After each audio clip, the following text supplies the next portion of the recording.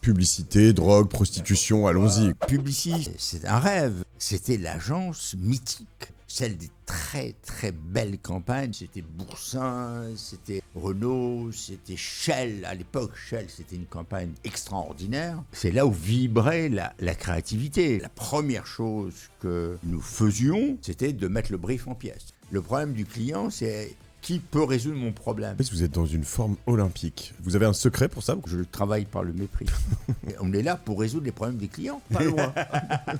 Je me retrouve à un dîner avec le roi de Jordanie. En toute simplicité. Publicis, il ne sait pas ce que c'est. Et je lui dis, put it in simple terms, we own Saatchi & Saatchi. Ah! Quand ça n'arrive pas à avancer avec un client, on appelle Maurice Lévy, il va faire le déjeuner et ça se passe toujours bien. Ça vient d'où?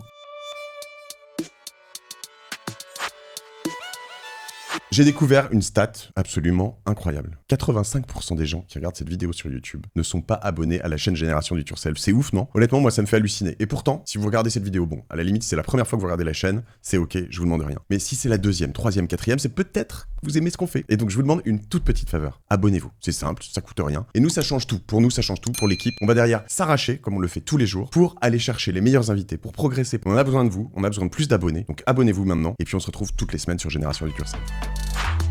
C'est largement suffisant, vous allez être ennuyé au bout de tout ce temps-là. Je vais être ennuyé, je suis pas sûr. Je pense qu'on a un peu de temps, hein, mais bon. Bah, vous verrez. Maurice Lévy. Alors, on parlait du tutoiement juste avant, et c'est vrai que quand je reçois aussi un certain nombre de personnes, des capitaines d'industrie, et puis aussi des personnes qui ont gagné leur légion, leur mérite, peut-être aussi également, je pose la question avant. Et je crois que vous venez d'un univers où ça tutoyait peut-être un peu trop, c'était ça? C'est d'abord une histoire familiale. On se vouvoyait. Vos parents? Oui, on se vouvoyait à un moment donné. Après, on se voyait plus, mais on se vouvoyait. Et on se vouvoyait dans mon enfance avec les personnes adultes. On m'apprenait à dire vous, il fallait dire vous, etc. Et j'ai grandi avec cette façon d'être. Et dans la pub, c'est vrai qu'on se tapait sur le ventre et on se tutoyait à tout va, à une époque où ce n'était pas comme aujourd'hui une chose naturelle. Et moi, je trouvais que ce côté frelaté, un peu factice, artificiel, me plaisait pas du tout, et j'ai gardé le vouvoiement. Et c'était d'ailleurs un peu contre-intuitif par rapport au monde de la pub, et je l'ai gardé jusqu'à présent. Alors maintenant, il y a certaines personnes qui me tutoient parce que c'est comme ça, on me connaît même pas et on me tutoie, on m'envoie des demandes d'emploi en me tutoyant, etc. Je réponds très poliment en vous voyant. Je me sens plus à l'aise dans le vouvoiement. C'est comme ça, je me sens bien dans le vouvoiement. Et je trouve qu'en plus, c'est une forme de respect. Mais j'ai peut-être tort, hein, je veux dire que je suis pas sûr d'avoir raison en tout cas, mais c'est comme ça. Donc je vous aime bien et on va se dire vous. Et ben moi aussi. Pour l'instant, merci Clémence.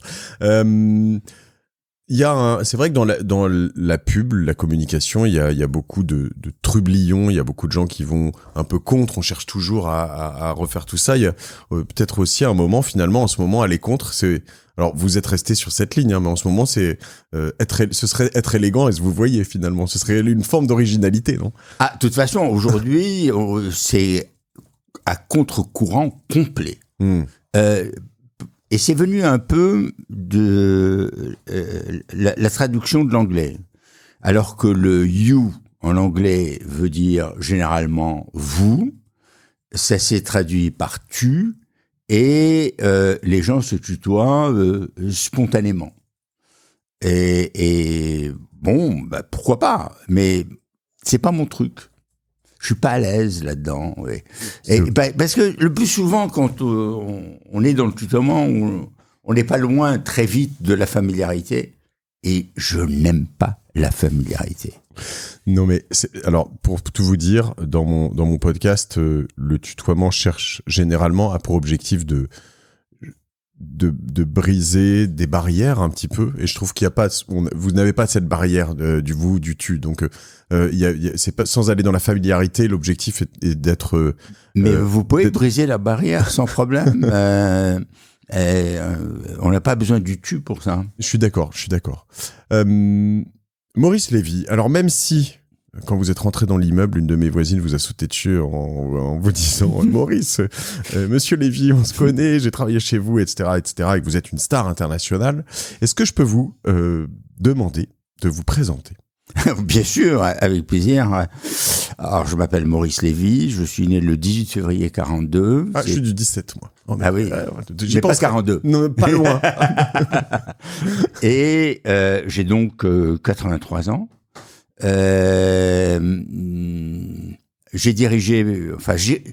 J'ai passé l'essentiel de ma vie, en dehors de ma vie privée, où j'ai construit une famille dont je suis très heureux et très fier. J'ai passé ma vie à Publicis.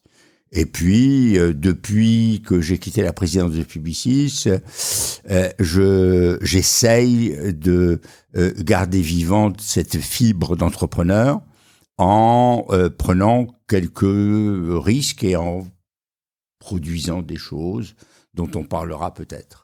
Voilà. Alors, je suis un type plutôt simple, assez direct, très focalisé sur ce que je cherche à faire. Parfois pas très sympa parce que je suis un peu exigeant et quand je suis focalisé sur quelque chose, je ne dévie pas. Je n'ai pas le temps ni des accolades, ni des excuses, ni de la moindre complaisance. On est à la tâche et il faut qu'on réussisse et on est tous tendus vers l'objectif. Je ne supporte pas, parmi mes nombreux défauts, je suis impatient, je ne supporte pas la lenteur, je ne supporte pas la léthargie, je ne supporte pas la distance par rapport à un objectif, je ne supporte pas la bêtise, mais je la partage parce que non seulement j'en fais, mais il se peut aussi que sur certaines situations, je n'ai pas pris les décisions les plus intelligentes. Et j'essaye d'être plutôt faire, c'est-à-dire juste, et je suis d'une fidélité d'épagnole. Il y avait quelqu'un qui avait dit la fidélité est une maladie du chien non transmissible à l'homme. Moi, je fais partie donc des chiens qui ont muté parce que je suis d'une très très grande loyauté et fidélité aux personnes, aux entreprises, à ceux que j'aime et à mes objectifs.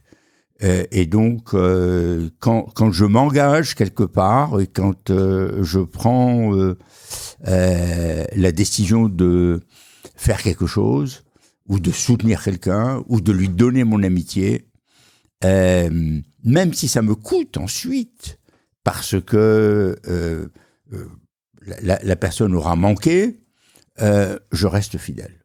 C'est un trait de caractère méditerranéen, ça, vous croyez ? Je ne sais pas. Vous savez pas d'où ça vient ? Je sais en tous les cas que c'est un trait de caractère familial. Nous sommes dans la famille beaucoup comme ça. Je ne sais pas si c'est un trait de caractère méditerranéen, mais ça pourrait, je ne sais pas. Maurice, vous êtes dans une forme olympique. C'est incroyable. 83 ans, vous m'avez donné votre âge. Oui. Dire quand vous arrivez, que ce soit, on le sent d'ailleurs physiquement, mais aussi dans les éclairs intellectuels. Et voilà, vous êtes vif, vous avez un secret pour ça. Vous croyez que c'est de la chance génétique ? Vous travaillez ça ou c'est Ah, je le travaille énormément. C'est un peu comme la même façon que je traite la grippe. Je le travaille par le mépris. Non, je fais rien du tout pour ça. Je ne fais pas de sport. Il y avait un de mes amis qui avait dit que ma devise était un cigare et no sport, comme disait Churchill. Ouais. Donc je ne fais pas de sport, je marche. Je faisais du ski, je nageais un peu, mais on peut pas dire que j'étais un sportif. Non, pas du tout. Je veux dire, ce serait la honte. J'oserais pas. Mais je marche, pas assez. Je devrais marcher beaucoup plus, mais au beau jour, je vais probablement reprendre une habitude que j'ai pendant les beaux jours, qui est d'aller à mon bureau à pied.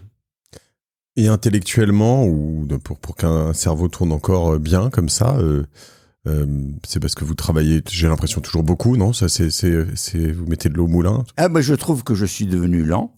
C'est vrai. Et que je suis plus aussi vif que j'ai pu l'être. J'ai des hésitations sur certaines décisions. C'est-à-dire qu'avant, je les prenais à la milliseconde ou microseconde, et maintenant, je mets quand même quelques minutes. J'étais sans doute aussi un peu plus brutal dans mes décisions.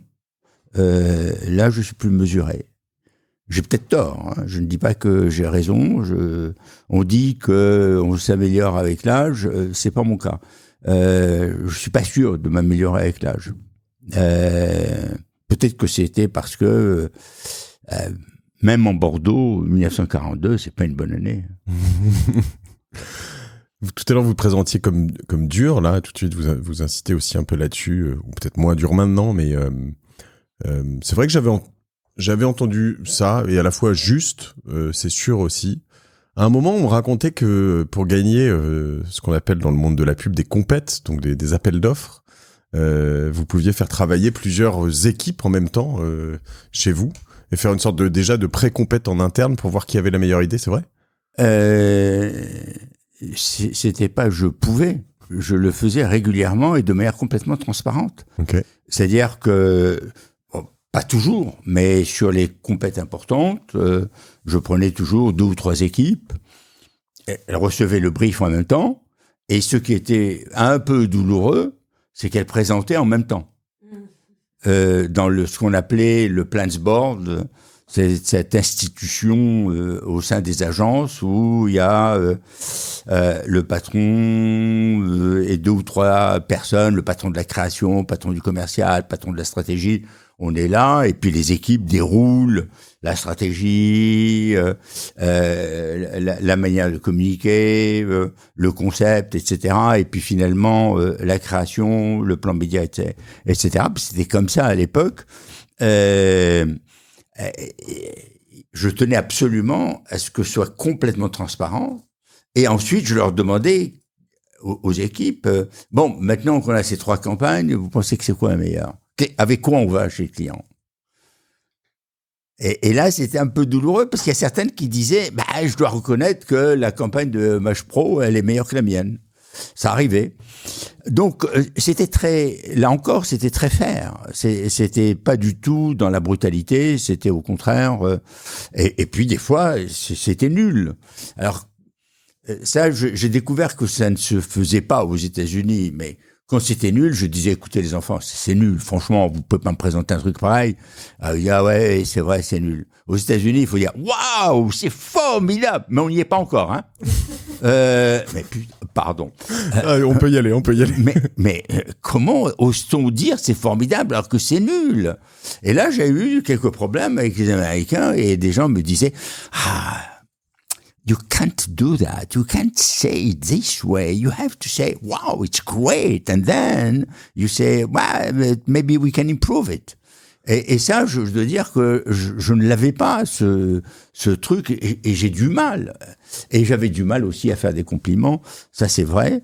Je pense que c'est devenu comme ça en France, non ?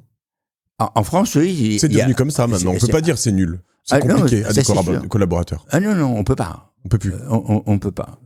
Alors moi, je peux encore parce qu'ils disent bon, lui, mais moi, j'ai plus de collaborateurs puisque je suis plus rien.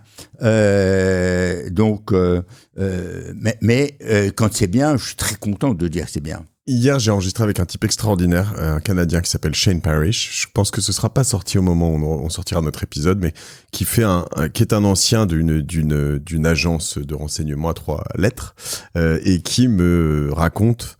Donc, il a fait un livre sur la prise de décision, ce qu'ils appellent le clear thinking, la pensée avec clarté. Et dedans, il me raconte une histoire de Kissinger, Henry Kissinger, qui, en fait, quand on lui donnait un travail, il regardait ses collaborateurs et disait est-ce que c'est le mieux que tu peux faire? Alors, il prenait le travail, il revenait le voir quelques heures après, il disait est-ce que c'est le mieux que tu peux faire? Il disait non, je peux faire mieux. Donc, il dit bon, bah vas-y. Il refaisait, jusqu'à ce que la personne en face dise oui, c'est le mieux, je peux pas faire plus. Au bout de 3 fois, 4 fois, 5 fois. Et là, il disait, bon, bah, ok, je vais le lire maintenant. Je trouvais ça pas mal en termes de... Alors, ça, c'est une méthode que j'ai utilisée. On me soumet une note pour stratégie d'un client. J'ai dit, c'est le top. C'est sûr. Je peux le lire. Ah, j'ai encore 2 heures. Oui, t'as encore 2 heures. Et la personne partait, revenait. Donc ça c'est une méthode que j'ai utilisée, c'est de mettre les gens face à leurs propres défis. C'est-à-dire comment s'assurer qu'on est au top de ce qu'on peut faire. Et des fois, présenter des choses, je dis, je vous ai connu aux meilleures formes. Ah bon? C'est pas bien? Je dis pas que c'est pas bien. C'est franchement à chier, oui. Soyons sérieux, c'est pas possible. Ah ouais, mais j'ai eu un problème, j'ai pas eu le temps de travailler, etc. Et bon, je reprends. Bon. Faire gaffe, parce qu'après je vais sortir en me disant que je suis beaucoup trop sympa, quoi. Mais... Maurice, on m'a dit aussi que par moment, alors je crois qu'on me parlait d'un client, c'était chez vous, c'est Procter qui était en Suisse, non, c'est ça? Procter, c'était le siège? Oui. Ouais. On me disait que par moment... Mais il y avait Nestlé aussi en Suisse. Ouais, alors il y a toujours Nestlé en Suisse. Je me demande si c'était pas Procter, mais peut-être l'un ou l'autre. Et on me disait en fait, dans toutes ces compètes, dans toutes ces répétitions qui étaient faites en interne, de temps en temps, il y avait... Vous demandiez un petit truc en plus, une petite histoire. En fait, ce qui était assez drôle, c'est que la personne qui me racontait ça, je sais pas si je peux le mentionner, je sais pas s'il m'en voudra ou si... je vais y aller, tant pis, il m'en voudra pas. Gilda Launay, ça vous parle, Gilda? Non? Oui. Qui me disait que de temps en temps, vous faisiez travailler un tout petit peu plus, juste pour la toute petite idée en plus, que vous glissiez au PDG, mais en sortant, ni vu ni connu. Et sinon, j'ai pensé à un petit truc. C'est vrai, ça, vous pouviez... Alors, ce qu'on appelle en anglais extra mile. Ouais. Hein, le kilomètre de plus. Le kilomètre de plus, c'était systématique. C'était pas un peu. C'était et c'est 360, c'est-à-dire on fait à 360 degrés, on cherche des idées qui vont au-delà du brief. Parce que si on se contente... D'abord, la méthode que j'avais, c'est on va mettre le brief en pièces. Donc on fait l'avocat du diable et le client nous a dit je veux faire ça, ça, ça, et voilà un peu les objectifs que je m'assigne, et voilà ce que j'assigne à la communication.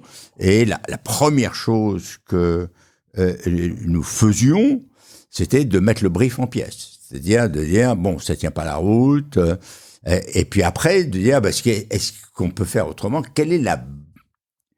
Compte tenu de la situation de la boîte, quel est le bon objectif?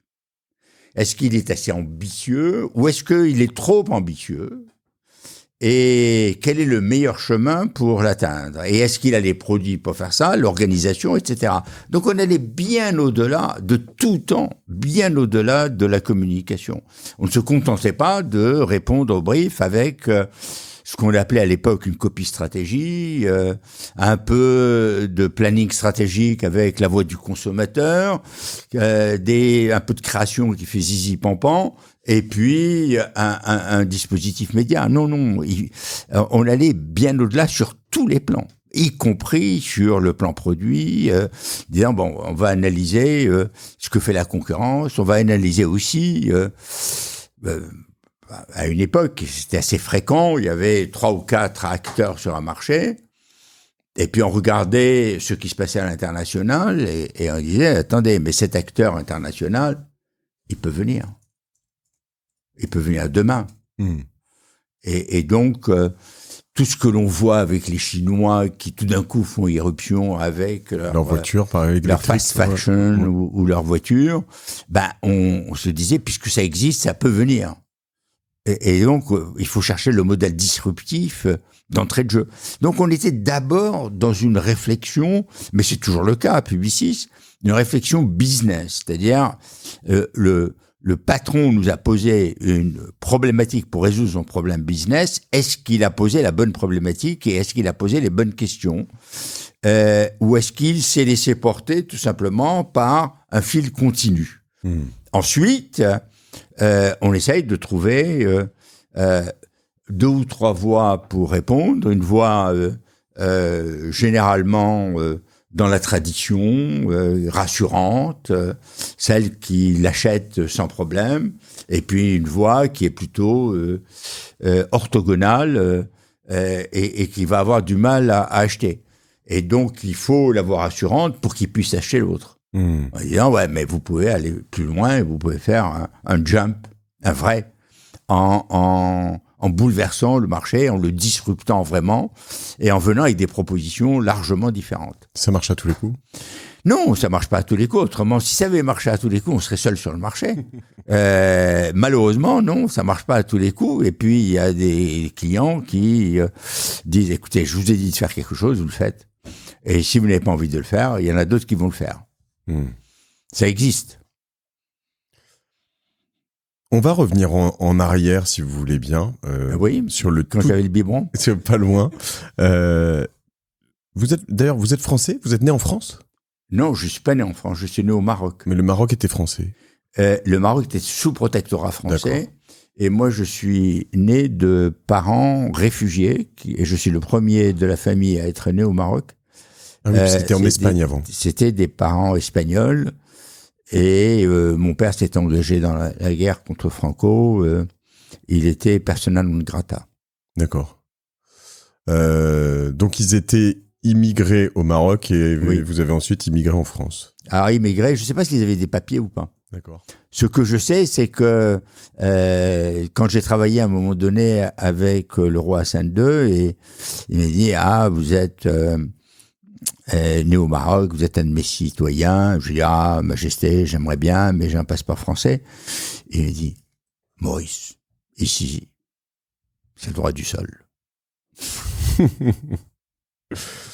Ah bah alors, ma mère doit pouvoir avoir un passeport marocain. Et vous êtes arrivé à quel âge en France? Je suis arrivé très tôt et puis je suis reparti. Reparti de France pour le Maroc? Pour épouser ma femme. D'accord. Là-bas? Oui. D'accord. Et vous y avez vécu quelques années? Un peu, mais pas longtemps. J'ai lu, je me trouve, je crois quelque part, que vous avez refusé un job de DG, enfin de président dans une boîte déjà de publicité, alors que vous veniez plutôt de l'informatique, pour arriver chez Publicis. C'est vrai, ça, à 29 ans? Oui, en fait, j'avais rejoint une agence qui s'appelait Synergie pour diriger l'informatique. C'était à l'époque la 3e agence de France. Et puis, très vite, je passais la moitié de mon temps, soit avec la création, soit avec les commerciaux, ou à développer des modèles pour les médias. Et donc, j'ai fait des tas de trucs.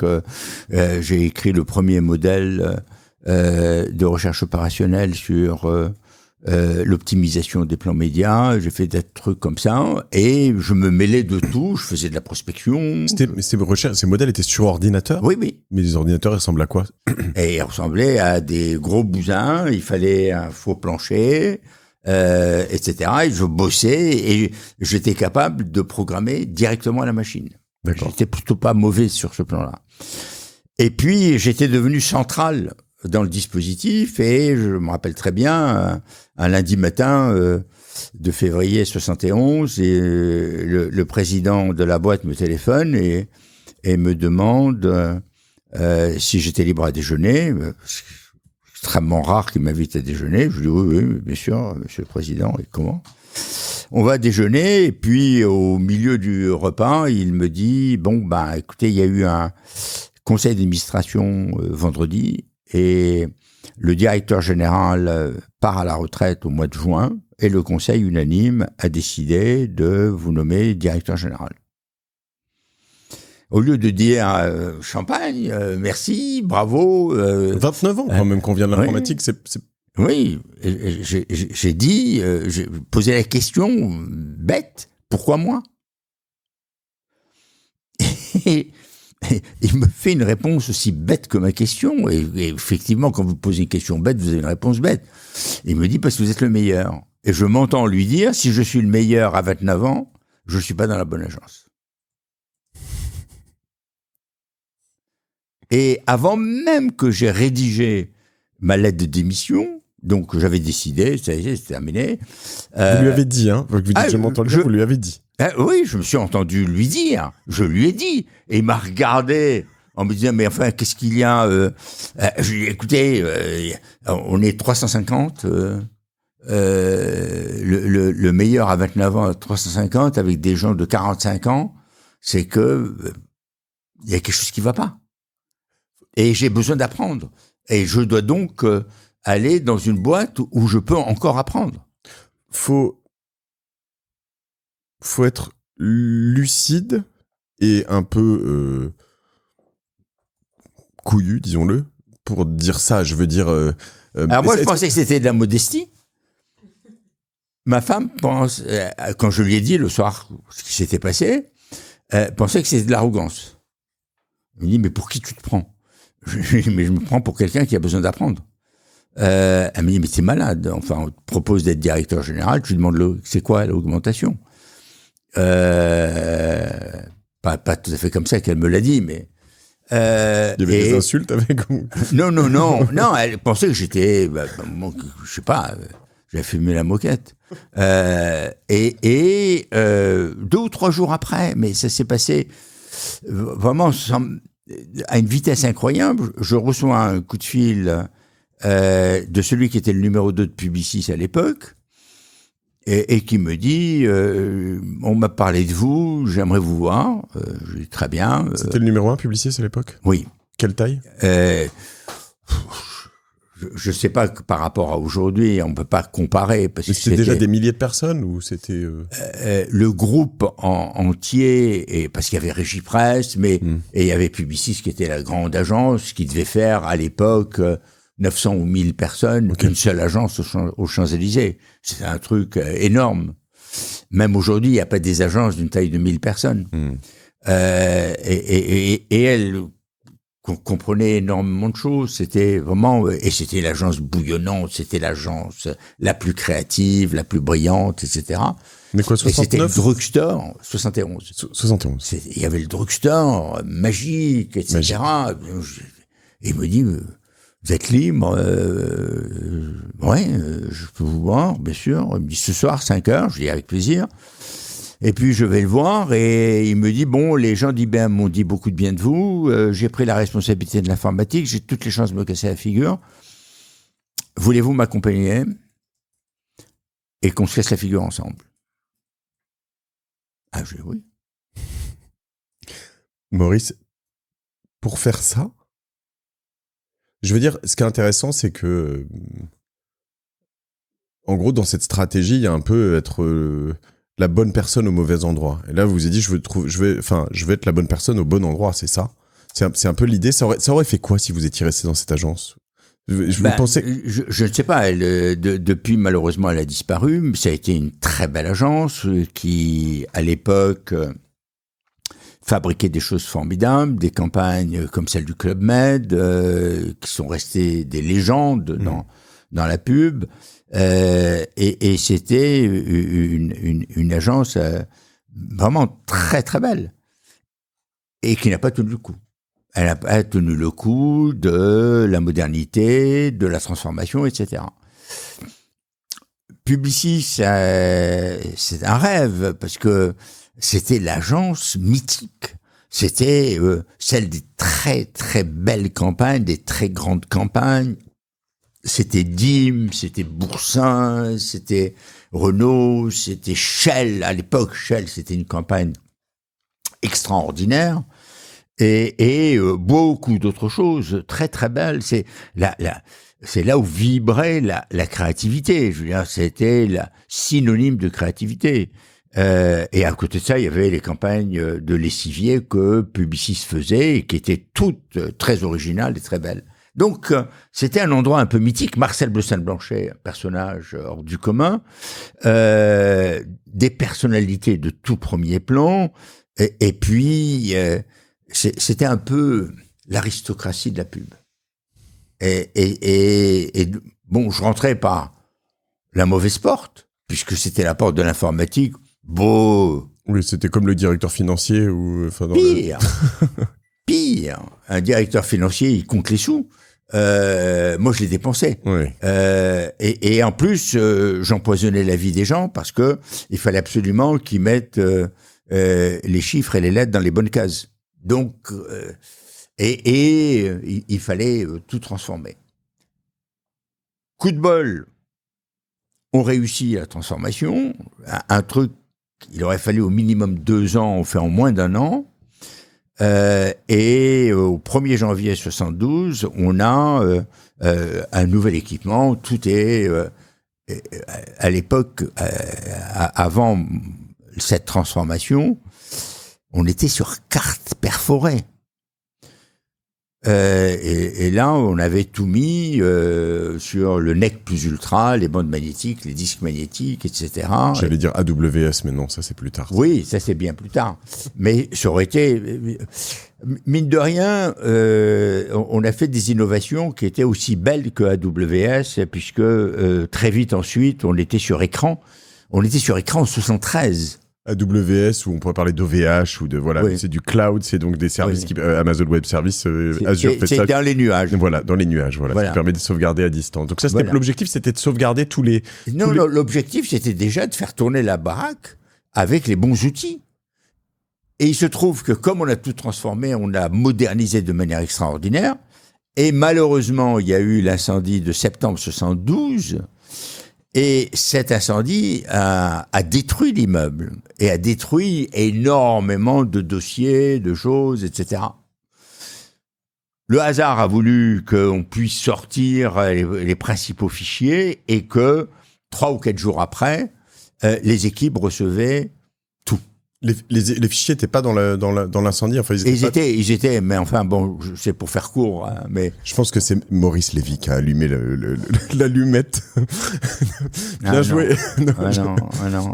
Ça, je peux vous dire, si vous savez le drame par lequel on est passé et à quel point ça a été compliqué de repartir, c'est le genre de conneries qu'on n'est pas prêt à faire.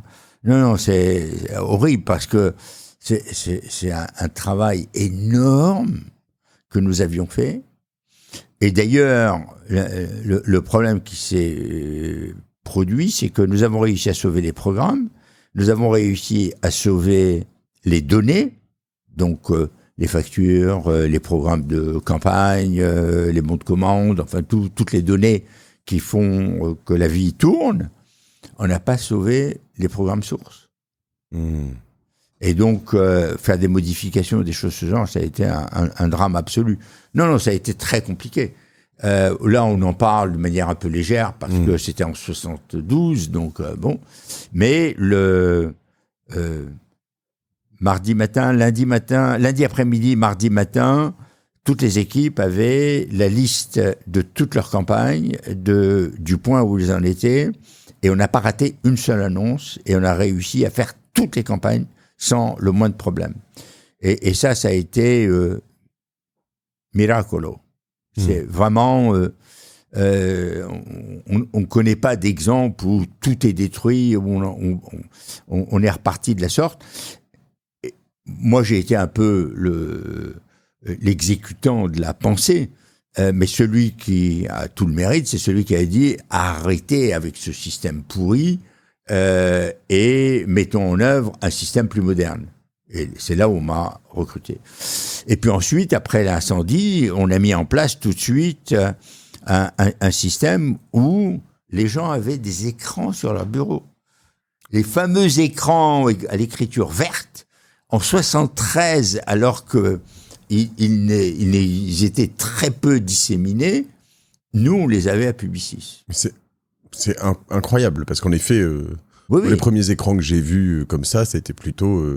c'est fin des années 70, début des 80. 80. C'est surtout dans les années 80. Et là, on les avait déjà, et crac, crac, on entendait le bruit, et c'était extraordinaire. Donc, on a été hyper moderne. Et puis, ensuite, Marcel Besson-Blanchet m'a proposé en 73 d'être directeur général de Publicis. Et je lui ai dit à l'époque, vous allez dire c'est une habitude. Je lui ai dit, écoutez, je crois pas que vous ayez envie de me nommer directeur général. Vous voulez que je fasse le boulot. Mais il vous faut un grand publicitaire pour être directeur général, ce que je ne suis pas. Et j'ai donc travaillé avec mon titre à l'époque de secrétaire général, et j'ai fait le boulot. Et puis après, il m'a dit, écoutez, je vous pose pas la question, je vous nomme. Qu'est-ce qu'a dit votre femme quand vous êtes rentré et que vous lui avez dit que vous avez refusé le boulot? Je sais plus, parce que c'était pas aussi disruptif que l'autre. D'accord. Qu'est-ce qu'était Publicis dans son ADN, enfin, jusqu'à ce que vous arriviez et que vous en preniez les rênes, peut-être, et qu'est-ce qui a changé ensuite? Alors, dans l'ADN, je ne suis pas un scientifique. En tous les cas, dans le domaine de la biologie, zéro. Mais j'ai compris qu'un ADN, sauf si on faisait des opérations spécifiques, il reste intangible. Et on ne peut pas le modifier. Donc, l'ADN de Publicis n'a pas été modifié. Et il y a un certain nombre de composantes. La première des composantes, c'est les valeurs. Et Marcel Besson-Blanchet était extrêmement attaché à quelques valeurs clés qui, à l'époque, étaient absolument étranges pour la publicité. La publicité était décriée, c'était un métier qui était généralement fait par les fils de famille qui avaient tout raté. Mais comme ils avaient une particule, ils pouvaient se présenter quelque part et ils vendaient un peu d'espace publicitaire et les gens étaient contents. Et ils touchaient leur commission et puis ça allait bien comme ça. Et lui, il a voulu donner ses lettres de noblesse à la publicité en passant par une idée simple qui est la créativité. Et donc il a été, s'il y a une chose à laquelle il était profondément attaché, c'est les valeurs, donc l'éthique, l'intégrité morale, le respect. C'est ce triptyque est très important. Respect du client, respect du collaborateur, respect des marques, respect du consommateur. Il a été le premier à dire il ne faut pas traiter les consommateurs comme des cons. Et donc il a exigé des équipes et des clients qui traitent le consommateur comme une personne intelligente. Si on devait séduire ou donner des raisons d'acheter, que ce soit fondé. L'intégrité, l'honnêteté, c'est des valeurs extrêmement importantes. Et puis, bien sûr, une dimension d'humanité.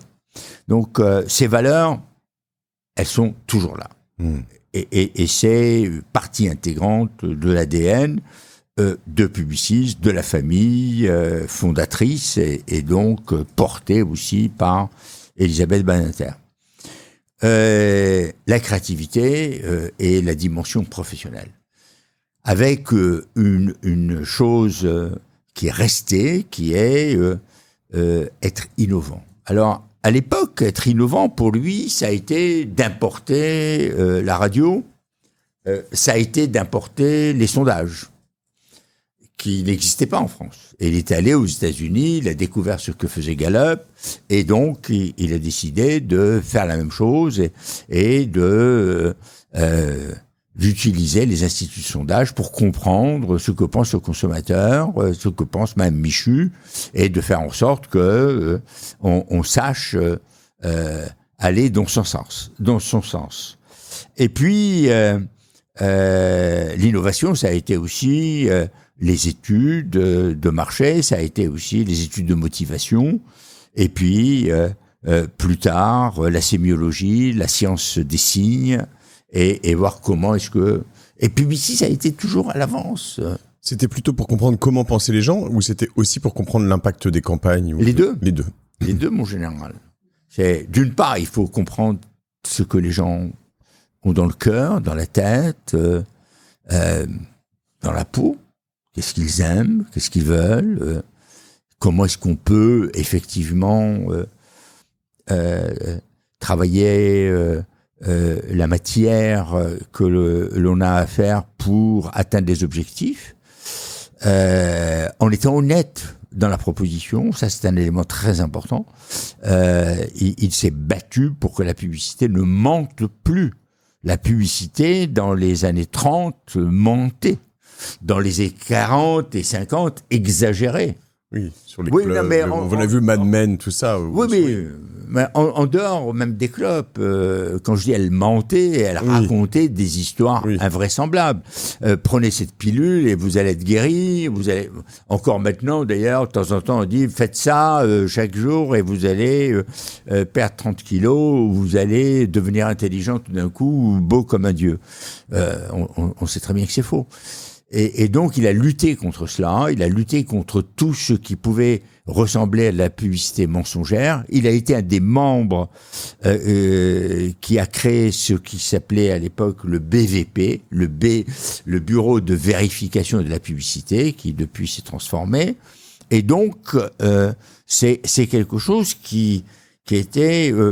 ces valeurs, ces grands principes et cette dimension d'innovation en allant chercher les techniques les plus nouvelles et en allant chercher les sources d'informations les plus riches, c'est quelque chose qui a continué puisque on a été les premiers à aller dans le digital, on a été les premiers à aller dans la tech, etc.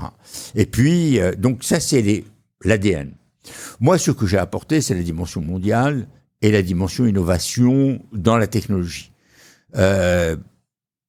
Quand Marcel Bleustein-Blanchet me nomme président de Publicis, on est 20e groupe mondial, on est dans 11 pays avec des positions croupions dans chacun de ces pays, et avec très peu de clients internationaux, 2 ou 3 clients vraiment internationaux. Il y a déjà les Américains en France ou les Anglais en France ? Les Américains était en France pour l'une des agences, avant même que Marcel Bleustein-Blanchet crée son agence. D'accord. Il a créé en 1926 et J. Walter Thompson était en 25 et McCarran Erickson en 26.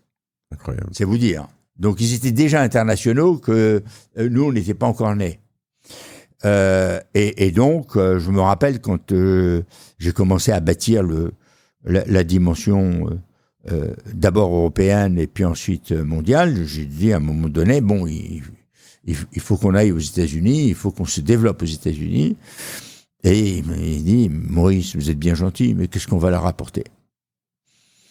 Je lui dis, je sais pas ce qu'on va leur apporter, mais je sais ce qu'on va leur prendre. Et donc, on va leur prendre des budgets. Parce qu'ils sont là-bas. Les grands clients sont là-bas.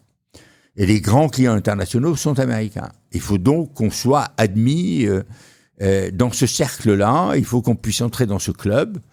Et j'ai commencé à construire. Et puis, ensuite, il y a eu un plan qu'il a approuvé, mais qu'on a mis en œuvre après son décès sur la mondialisation.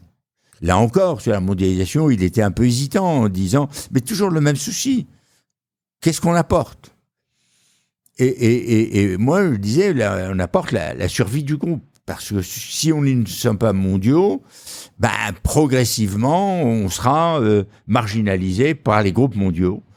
Et donc, progressivement, on s'est assis à la table des grands.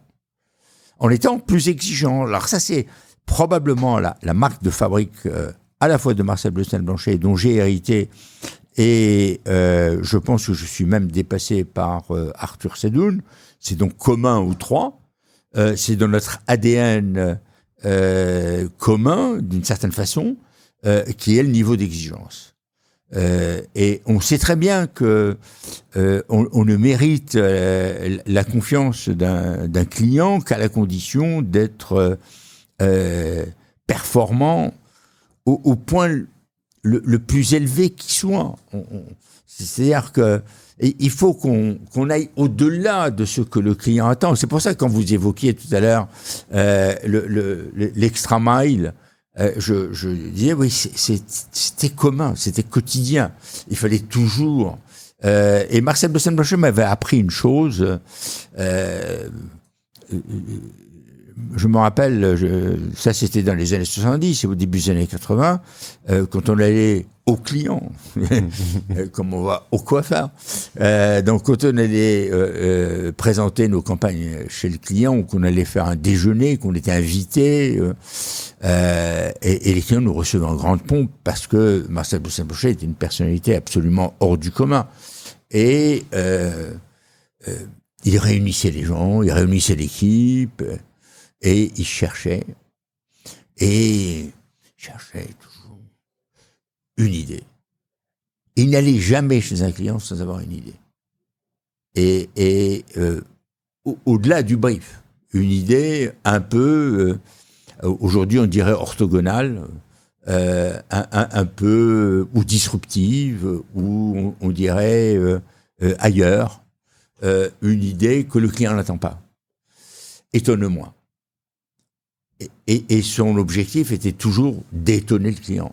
Et il fallait que le client soit toujours dans l'excitation après l'avoir vu, en disant mais c'est génial, putain, à chaque fois que je le vois, il m'apporte quelque chose, ça me fait réfléchir. Alors ça peut être, je vais dire n'importe quoi, Dim, je crois pas que ce soit le cas, hein, mais Dim, il aurait pu dire vous fabriquez des collants, est-ce que vous avez pensé à fabriquer des soutiens-gorge? C'est pas lui qui a eu l'idée des soutiens-gorge, c'est chez Dim eux-mêmes qui l'ont eu. Mais il aurait pu avoir cette idée-là. Et il a eu d'autres idées. C'est lui qui a dit c'était les bas à l'unité de dépannage du dimanche, et ça s'appelait les bas de dimanche. Et il avait dit lâchez le manche et gardez le dim. Et faites-en une marque complète, riche, pleine, et qui apporte un vrai service pour l'expression de la féminité de la femme. C'était pas uniquement un bas même un peu élégant, c'était non, l'expression de la féminité. C'est la réalisation dans cette période qui était la naissance de la liberté sexuelle et de l'expression de la femme dans toutes ses dimensions, la possibilité d'offrir à la femme un mode d'expression qui lui convenait. D'ailleurs, les campagnes, c'était ça. C'est vraiment magnifier la femme. C'est extra, c'est très inspirant. C'est extra parce que on sent aussi que dans toute cette approche d'Extra Mile, chez vous, chez Publicis, on se limite pas au concept d'une campagne ou quelque chose comme ça. Ça peut vraiment aller bien au-delà, en fait. Ça peut être sur une idée de produits, de nouveaux services, de nouvelles, d'autres dimensions, quoi. C'est un peu. Oui, il y a beaucoup d'exemples où nous avons invité le client à se diversifier, à faire autre chose, où nous avons au contraire alerté le client en lui disant attention, ce que vous faites a des limites, si vous faites pas autre chose, vous allez avoir un problème avec votre produit et le destin de votre boîte. On a souvent été, et on l'est toujours, mais à la fois une espèce de vigie, de veille, de conseiller, mais y compris sur des domaines qui sont hors du champ de la communication et de la publicité. On était et on est toujours un peu un conseil. On a encore des clients qui m'appellent et avec qui j'ai une relation amical et c'est un échange qui permet d'aborder certains sujets en dehors de toute contrainte. Ce qui est délicat dans un exercice comme celui-ci, c'est que ça peut pas être fait sur un coin de table. C'est-à-dire que, je veux dire, le client, lui, il pense à son business tous les jours, le matin quand il se rase, le soir quand il se couche. Donc si on lui balance la moindre idée un peu banale, il va dire oui Maurice, vous êtes sympa, mais bon, enfin voilà. Donc ça doit quand même être quelque chose qui est bien travaillé avec beaucoup de monde. Donc l'exigence est forcément quelque chose de nécessaire parce que sinon on arrive un peu à plat avec quelqu'un qui dit oui super merci, j'ai pas eu besoin de toi quoi. Ça c'est effectivement un risque et il y a un vieux dicton français qui dit il faut tourner 7 fois sa langue dans la bouche avant de parler. C'est quand on émet une idée, je vous garantis qu'on a intérêt à réfléchir plus d'une fois, hein. Et il faut véritablement qu'on l'ait passé un peu au banc d'essai, en regardant ce que fait la concurrence, en regardant pourquoi est-ce que ça marcherait, en quoi elle est indispensable. Et il y a des clients qui peuvent la rejeter, mais ils peuvent rejeter une idée tout en lui reconnaissant des qualités. Ce qui serait malheureux, c'est que on apporte des idées sans qualité. Alors là, une anecdote. J'étais à Synergie et on avait gagné un très gros budget et puis le président de cette boîte nous avait invités à déjeuner. Et un restaurant 3 étoiles, magnifique, etc. C'était un très gros budget. On avait battu Publicis, on avait battu Havas. C'était vraiment, on est très fiers. Et au moment de commander les vins, il regarde la carte et il dit Mouton Rothschild 47. Je regarde, on dit waouh, il est bien. Et puis le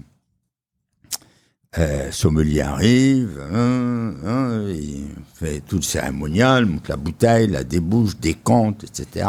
Donne à goûter. Il goûte. Monsieur le Président.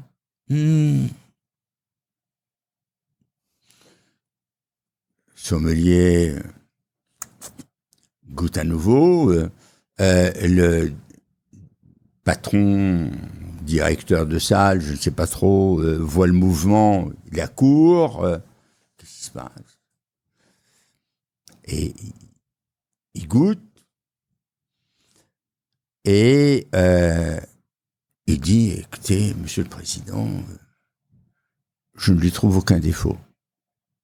Et il lui répond, certes, mais a-t-elle seulement les qualités de son étiquette? Je n'oublierai jamais. C'est la plus belle leçon. Je ne sais pas si c'était truqué, je ne sais pas si le vin, c'était vraiment Mouton Rothschild 47 ou si c'était fake. Toujours est-il que...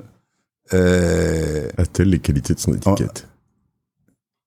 Et en sortant, j'ai dit à l'équipe, je me rappelle, j'étais le plus jeune, il y a l'équipe qui dit « Waouh, quel truc, le vin, etc. Vous avez vu les mecs ?» J'ai dit « Attendez. » Il nous a envoyé un message. Il nous a choisis. Donc maintenant, il faut qu'on délivre au niveau de la qualité de l'étiquette qu'il croit que l'on porte. C'est tout. Voilà. Tout le monde n'avait pas percuté. Non, mais c'est... non, mais c'est drôle. C'est assez sympa, cette manière habile de faire passer ce message. Et c'est ce que j'ai pensé. Hein. Je n'ai jamais vérifié. Peut-être que je me suis trompé. Oui. Mais je me suis dit, c'est pas possible. Tout ce cinéma, ce n'est pas possible. Et je me suis dit, il va récupérer sa bouteille. Et puis, il a fait le cinéma pour nous dire, écoutez les gars, je vous ai choisi, je vous fais confiance. Maintenant, soyez au niveau de l'étiquette que vous m'avez vendue. Avant d'ouvrir d'autres chapitres sur ce que vous faites actuellement, Maurice, et sur peut-être d'autres amours, des infidélités à Publicis presque, avec Vivatech ou d'autres, même si c'est dans le groupe, mais je voudrais comprendre deux, trois petites choses autour de Publicis. La première serait par rapport aux États-Unis. Vous avez un peu ouvert ce chapitre tout à l'heure. Qu'est-ce que vous allez apporter aux Américains ? La question semble assez intéressante. Sachant que les Américains, je veux dire, ils avaient McCann depuis 26 en France. On a dit quoi ? C'était JWT depuis 25. Les petits Français, ils s'en foutent, quoi. Je veux dire, ils sont tellement supérieurs. C'est compliqué. Donc, ma question est, comment on se lance avec succès aux États-Unis ? Alors, d'abord, on est sur un premier échec. Puisque on avait créé une petite agence toute petite qui a pas beaucoup grandi, et puis on a fait un accord avec FCB à l'époque qui est devenu True North, et quand il y a eu un changement de président, le président qui a suivi a essayé de mettre la main sur Publicis. Et donc, il a essayé de nous boulotter. Et on a eu une bagarre homérique. Et on s'est frotté à la partie dure de l'Amérique. C'était quand ? Quelle année ? Ça a duré plusieurs années. C'était pas une année. On a fait l'accord en 88. En 91, il y a eu un changement de président et la guerre a commencé en 93. Et c'était une guerre qui ressemble un peu. Il y a des films américains sur la manière dont les gens se conduisent dans les corporates, mais on a vécu ça. J'ai vécu ça. J'ai vécu le fait que il y avait des détectives privés à mes trousses qui écoutaient mes communications téléphoniques, qui fouillaient mes poubelles à l'hôtel, qui fouillaient mes dossiers à l'hôtel. Quand je trimballais, je laissais mes dossiers à l'hôtel. Tout. Et c'était une sorte d'espionnage potentiellement professionnel, ou ça pouvait être public pour mettre de la pression aussi ? Non, c'était privé, je veux dire privé. C'était privé aussi. Okay. Privé aussi. Ils étaient persuadés que je devais mener une vie. Alors, je suis français, donc je devais avoir une collection de maîtresses. Et puis, j'ai quelques tableaux, donc je devais toucher de l'argent par publicité, drogue, prostitution, allons-y. Mais n'importe quoi. Okay. Et donc, ils ont été très surpris de voir qu'il n'y avait rien. Il est chiant, Maurice. Il est chiant. C'est pas très intéressant. Mais ça a été une bagarre. J'ai eu droit à procès, un peu comme on voit dans certains films, je veux dire, ou les séries, avec l'avocat qui s'adresse à la cour et qui, à un moment donné, mais incroyable, comme si j'étais un criminel. On va vous prouver que. Donc c'est la mauvaise partie, la mauvaise face de corporate américain. Mais j'ai beaucoup appris pendant cette période-là, et j'ai ensuite compris que j'aurais pu le comprendre plus tôt. On dira que je suis lent, mais qu'il n'y avait qu'une façon de faire, c'est de contrôler. Et si on n'est pas en contrôle des affaires, ça marche pas. Et un partenariat, ça ne marche pas. Donc c'est un truc tout bête. Donc, quels que soient les écrits, quels que soient les documents, il y a toujours un biais pour essayer de tricher. Et ils ont essayé, et ils ont perdu. Et me battre contre les Américains sur leur terrain et sur le terrain de la justice, et en allant avec une cour fédérale à Chicago, la cour corporate épouvantable, plus la dimension arbitrale, mais ça a été un parcours considérable. Comment et on a gagné. comment on gère la boîte en même temps que ça? Parce qu'on a des nuits très courtes et qu'on reste... Alors ça vous apprend à être... résilient.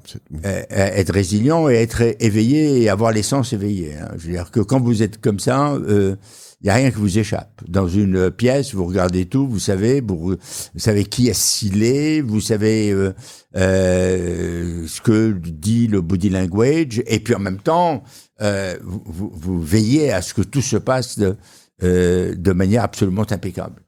Pour un méditerranéen, en tout cas, je sais pas si c'est ce que vous définissez le mieux, mais qui est à fond dans la fidélité, dans des valeurs profondes, ce genre de choses, ça doit quand même être un peu dur à vivre, non? Bah oui, c'est un peu dur à vivre. La première fois que vous allez dans une réunion et où plus personne ne vous parle, c'est dur. C'est dur. Bon. Ben, on surmonte. Et alors après, vous êtes dit qu'on va relancer, on va quand même y aller aux États-Unis. Mais comment? Et on va gagner. Et on va leur prouver. Et ils vont voir. Et sur une idée d'ailleurs, parce que c'est ça, j'allais dire, le talent qu'on a eu, pardon, excusez-moi d'un mot un peu excessif en ce qui me concerne, c'est de dire, mais où va ce monde? Et tout le monde est sur la mondialisation. Donc c'est vrai que la mondialisation allait se passer, mais la mondialisation, c'est quoi? C'est la mondialisation des échanges. C'est pas la mondialisation des êtres. Et je me souviens d'une campagne qu'on avait faite pour le Wall Street Journal, qui nous avait demandé à toutes les agences, il lançait une version européenne. C'était quoi l'Europerson? The Europerson. Et on avait dit, nous, il n'y a pas d'Europerson. Et pour illustrer ça, on avait montré, on avait fait un photomontage, sans leur demander la permission, de Mitterrand et Thatcher allant devant le maire, en robe de mariée, lui avec son habit, et elle a dit « Europerson will be born out of them ». Et donc, les gens vivent quelque part. Ils sont européens parce qu'ils vivent dans un territoire qui est européen. C'est tout. Il y a pas un élément spécifique. Et donc l'idée que tout d'un coup, avec la mondialisation, les gens allaient penser autrement, allaient vivre autrement, était une erreur. Et c'était l'époque des campagnes mondiales. Et moi, j'étais parti de l'idée que les campagnes mondiales ne marcheraient pas et que nous devrions plutôt nous engager dans une espèce de fine couche mondiale et que l'essentiel, c'était la pénétration des territoires avec, en tenant compte des différences de culture, de langue, de musique, d'habitude, de consommation, de goût. La soupe à Manille n'est pas la même qu'à Paris. Oui, c'est une histoire qu'on m'avait racontée. Il faut éviter de faire, je sais pas, pour une campagne pour Seb, un four avec à broche qui fait tourner un porc quand on fait une annonce en Turquie, quoi. A priori, ça ne fonctionnera pas. Ça ne fonctionnera pas. En Arabie non plus. Ça, c'est sûr. Et donc, je suis arrivé avec le concept de la différence. Et viva la différence. Et donc, en disant, il faut célébrer la différence et que si on veut s'adresser aux gens, il faut s'adresser en tenant compte de la différence qui est en eux. Ils sont différents. Ce ne sont pas des copycats. Et essayer de leur parler comme si... alors, il y avait une partie qui était commune. Et c'est... la musique rock, elle est entendue partout, elle est même traduite un peu partout, on voit bien les Coréens avec K-pop, etc. Donc, la musique pop, la musique rock, etc., cette partie américaine, les films, les stars, les modèles, tout ça, c'est un élément culturel de fond, mais ce n'est pas du tout une expression de la culture populaire de chacun des pays. Et donc ça, c'est ce que j'appelle la fine couche. Et d'ailleurs, là où on a véritablement marqué des points considérables, c'est Coca-Cola se lance en Russie. C'était la grande époque Yeltsin, etc. Et on sent le grand mouvement de libération de la Russie, etc. Un peu après la perestroïka, etc. Et à ce moment-là, ils le font avec leurs agences habituelles et ils obtiennent des résultats très bons. Puis ils plafonnent. Et ça baisse. Et la pénétration baisse. Et à ce moment-là, ils nous donnent le brief.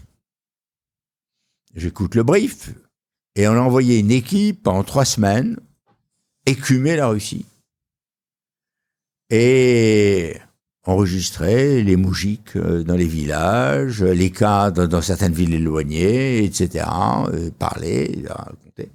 Et puis on a fait une saga de films tirés d'un vieux conte russe qu'on a modernisé et où le méchant était devenu un de ses membres de la mafia russe. Et c'était plus le prince du village qui était méchant et qui mettait les gens en coupe réglée. Et on a fabriqué des films ultra modernes, mais dans la culture russe, l'âme russe, qui était là, et ils l'ont reconnu. Et les ventes, boum, et la pénétration, formidable, et c'est rentré dans les petits villages et les petites villes. Et c'est comme ça que Coca-Cola s'est implanté bien plus profondément en Russie et a compris que nous pouvions ne pas être mauvais tout le temps. Quelle a été donc l'intégration, les US a été faite par un lancement d'agence ou une acquisition principalement? Au tout début, c'est un lancement d'agence, une toute petite agence dans une chambre d'hôtel. Ok.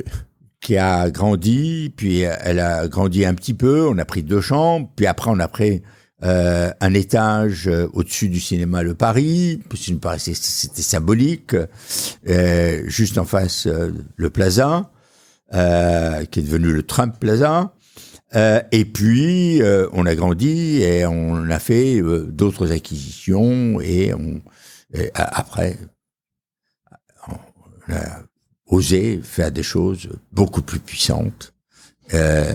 Saatchi qui avait présence très forte aux États-Unis, et puis ensuite ça a été Become Free, puis après ça a été le numérique et ensuite la tech, etc.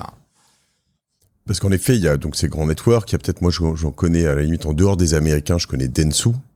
Il y a Publicis en France, mais sinon, peut-être que je confonds certains Américains et Anglais d'ailleurs. Il y a un gros non, mais anglais. il y a, attendez, à l'époque, les Américains, il y avait plusieurs groupes. Dans les années 90, il y avait plusieurs groupes. Il y avait Omnicom, il y avait Interpublic, qui vont d'ailleurs fusionner prochainement.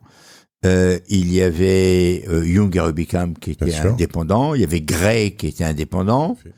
Et puis il y avait d'autres et il y avait Become Free. Et au côté anglais, dans les années 90, il y avait le groupe Cordian, c'est-à-dire Saatchi, Bates et compagnie, et puis WPP. Et WPP qui faisait un parcours assez exceptionnel avec Martin Sorel. Donc le monde était dominé par plusieurs groupes américains et anglais, et il y avait 2 groupes français, Havas et Publicis. Havas était plus gros que nous, puisqu'ils avaient fusionné avec RSCG, et ils étaient devenus plus gros que nous. Et puis il y avait Dentsu. et à queue au dos, mais c'était bon. Et il n'y avait pas de groupe allemand, il n'y avait pas de groupe italien, il y avait un petit groupe italien en Italie, allemand en Allemagne, mais il n'y avait pas de groupe allemand international. C'était la publicité, c'était concentré sur ces zones-là et puis notre problème était simple, soit on faisait partie du top, soit progressivement on allait avoir un rôle qui peut-être ne nous disqualifiait pas pour vivre, mais nous disqualifiait pour grandir. Et donc, ce raisonnement, je l'ai eu très tôt, et je me suis dit qu'il fallait, que l'on soit très fort, qualité absolument indiscutable, il fallait véritablement qu'on soit brillant dans ce qu'on faisait. 2, qu'on aille cette extra mile dont j'ai parlé. 3, qu'on soit très rentable. C'est le prix de notre indépendance. Ça a toujours été une grosse marque de fabrique, on y reviendra, oui. Absolument, il fallait pour être indépendant, il faut gagner de l'argent. Et en plus, si on voulait investir, il fallait gagner de l'argent. Donc, être indépendant. Et puis, ensuite, on a fait des investissements. Et certains investissements ont été très risqués. Je me rappelle, quand on a acheté Saatchi, tout le monde disait que ça allait courir à l'échec, que l'agence était abîmée, qu'elle n'était pas redressable, qu'il n'y avait aucune chance de pouvoir en faire quelque chose.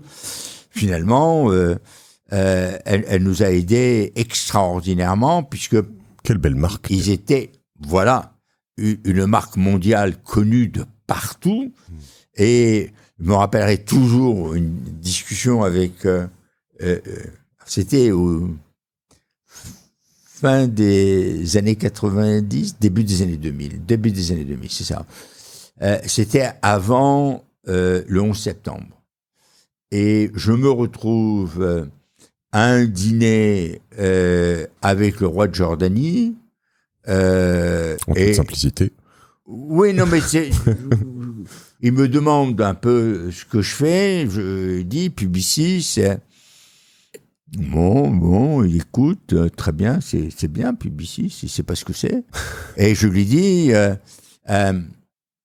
to put it in simple terms, we own Saatchi & Saatchi. Ah! Saatchi & Saatchi, ça lui parlait.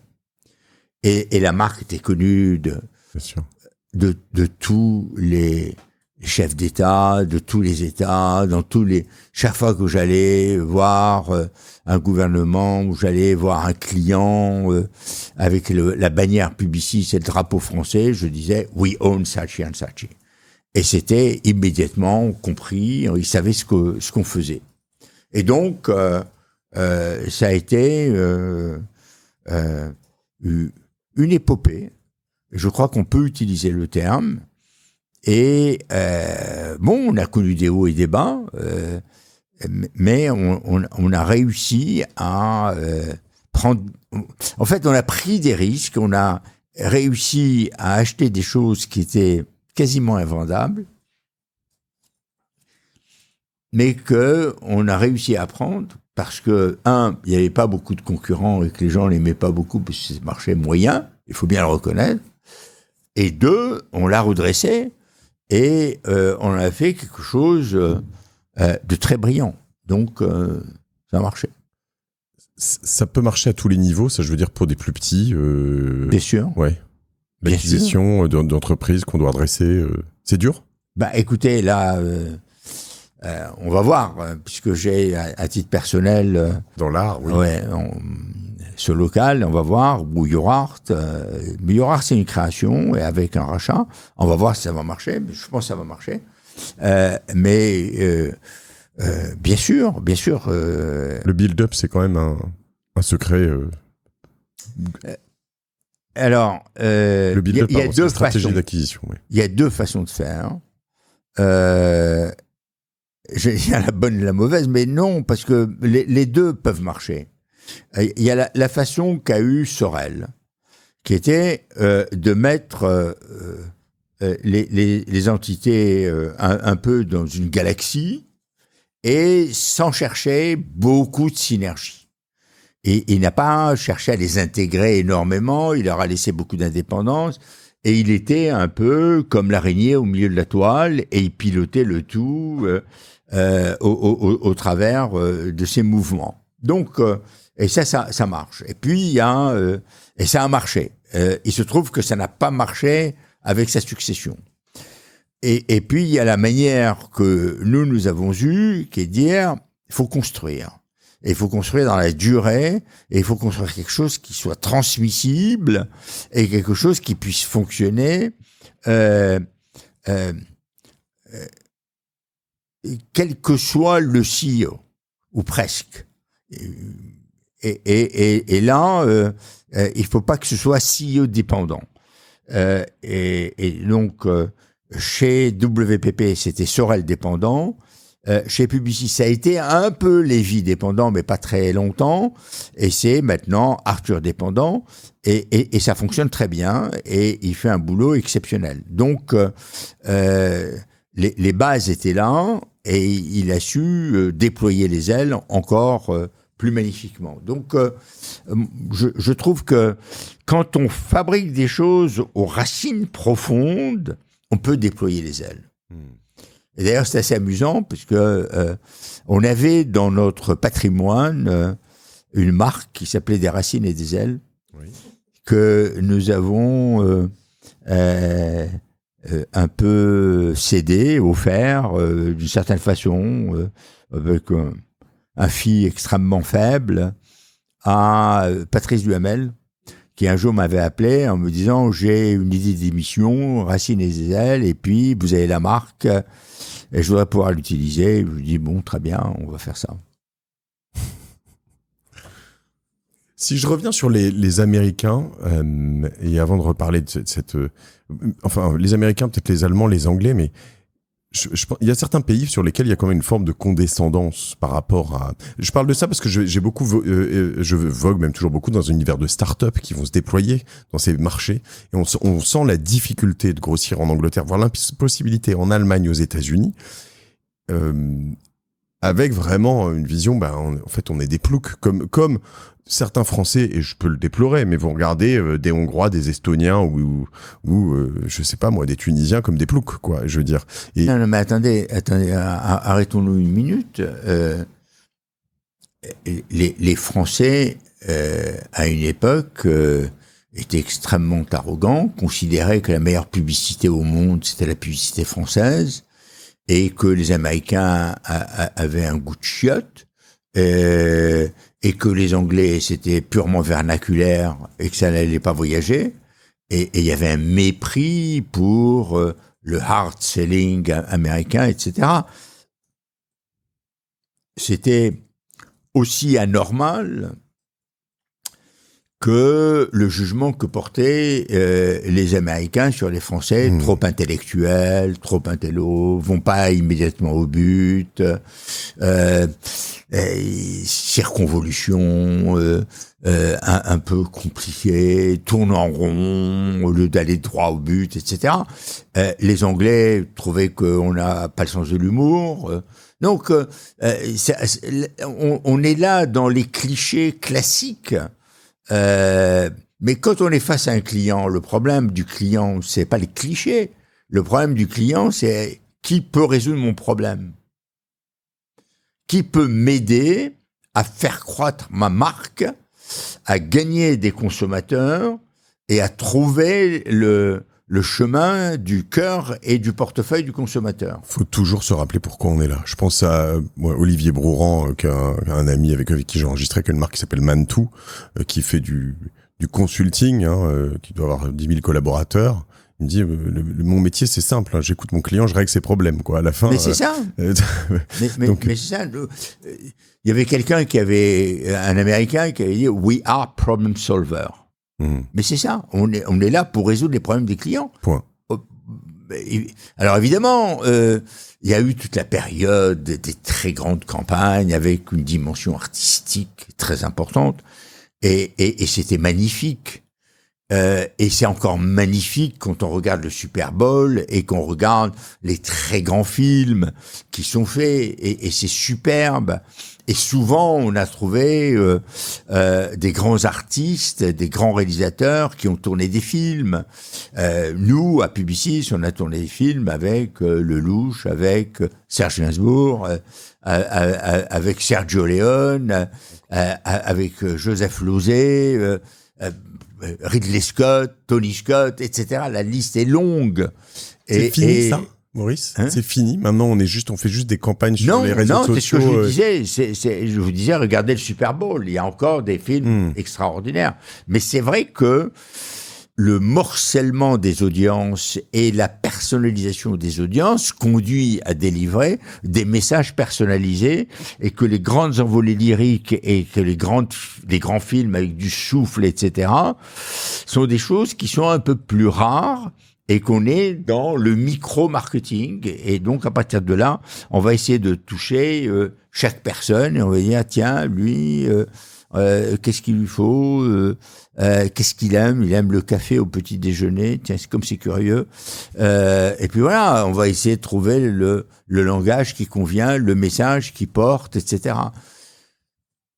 Et c'est effectivement des messages différents. Quand on fait des petits messages sur Internet, ils n'ont pas l'ampleur et ils n'ont pas besoin de faire appel à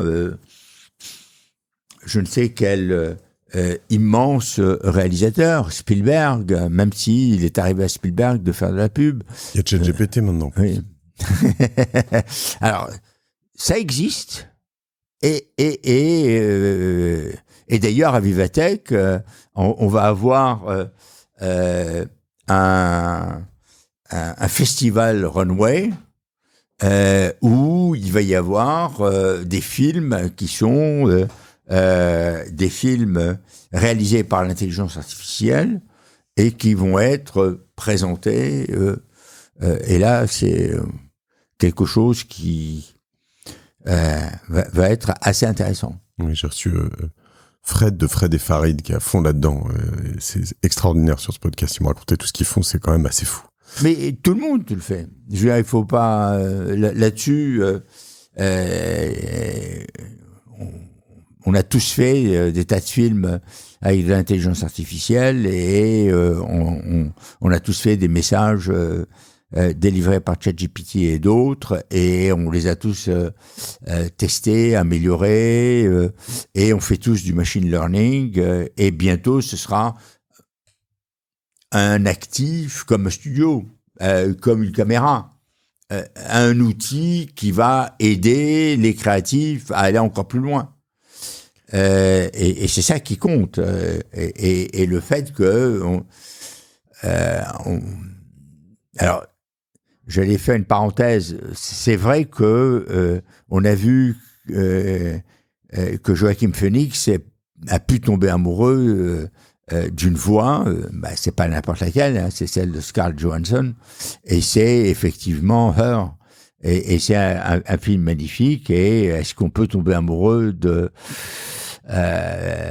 voix d'ordinateur et donc d'intelligence artificielle, parce que c'est le dialogue s'installe dans l'intelligence artificielle.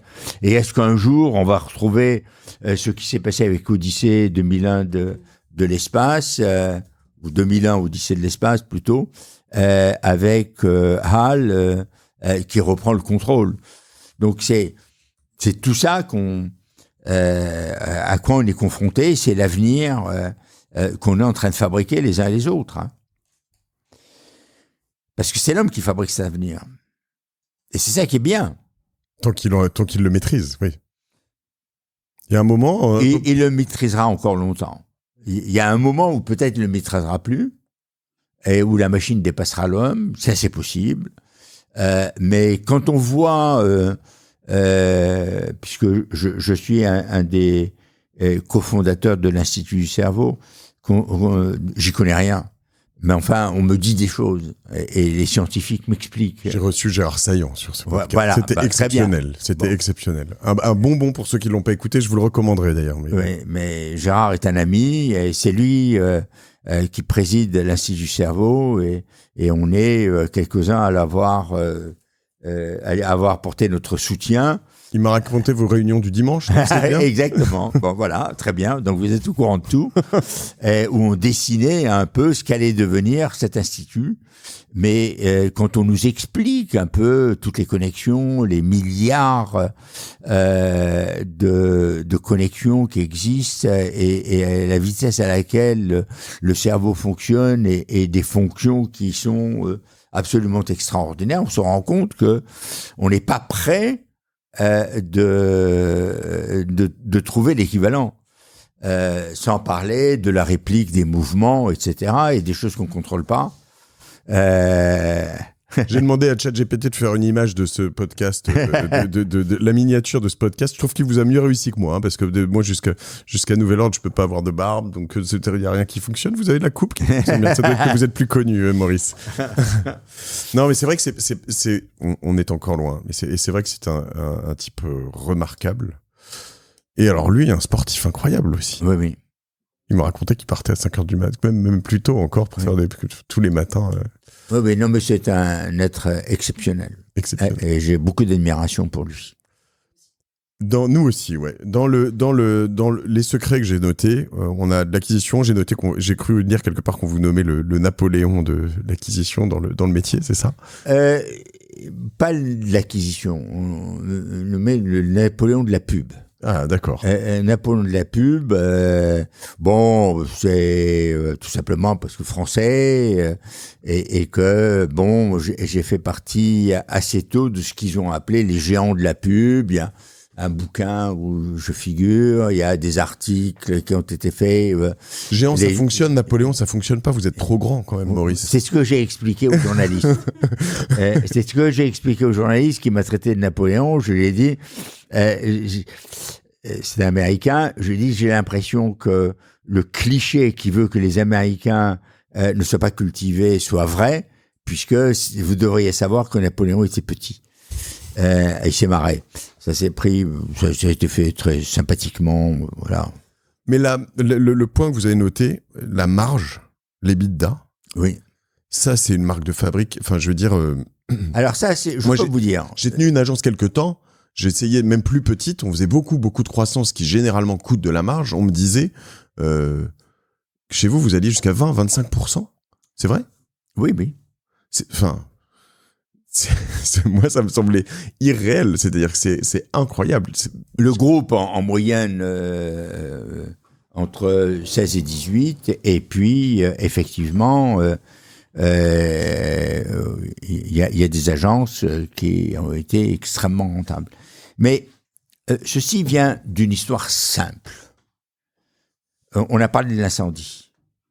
Au lendemain de l'incendie, on s'est retrouvé avec des problèmes sérieux, le drugstore qui fonctionnait plus, l'immeuble qui avait brûlé, les difficultés avec certains clients, le fait que nous étions éparpillés, le coût exorbitant pour faire fonctionner la maison de cette façon-là, et on a connu la première perte.